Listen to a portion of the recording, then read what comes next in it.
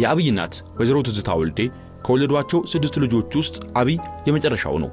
ለአባቱ አህመድ አሊ አባፊጣ ደግሞ 13ኛ ልጅ። እትዮ በጣም ጎበዝ ናቸው። እናትዮ የሸዋ ኦሮሞ ናቸው። እትዮ በጣም ጎበዝ ናቸው። እናት አማራ ናት አላለም እንዴ አብይ አህመድ? የሸዋ ኦሮሞ ናቸው። በኋላ እኮ ነው እናቱ አማራ እንደሆነች ተናግሮ ሲያበቃ የኖቤል ሽልማት ንግግሩን ሂድና አዳምጥ።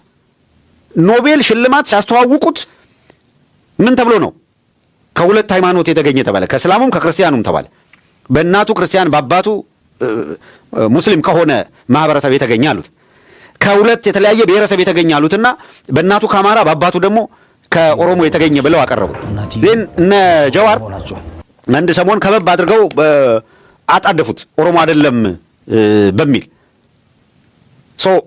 ኦሮሞን አይመራም ኦሮሞ አይደለም የሚል ዘመቻ ሲከፈትበት ምንድነው ያደረገው? ወዲያውኑ አብይ አህመድ የእናቱን አማራ ናት ብሎ ሊሸውድባት የሞከረው እናቱን እንዴት ኦሮሞ እንደሆነች ለማስረዳት እናቱ መቃብር ጋር ሄደው ቪዲዮ ይዘው እናቱ መቃብር ጋር የሚቀርጹ ሰዎች ጭምር አዘጋጅቶ ሄደ።